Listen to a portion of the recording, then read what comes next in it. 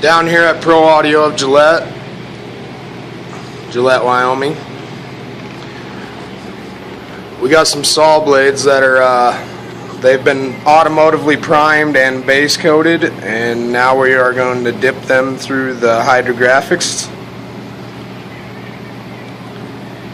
And in the end, they'll become a clock.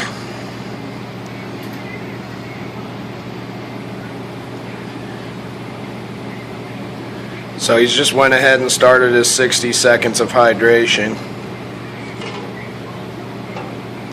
Block that off so it don't stretch out too much here.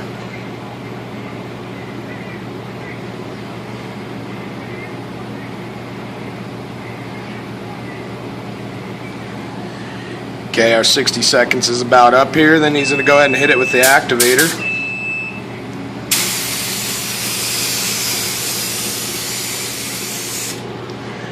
As you can see, the film's now pretty much turned into an ink on the water. Here's our saw blade we'll be dipping. He's already based it in a silver.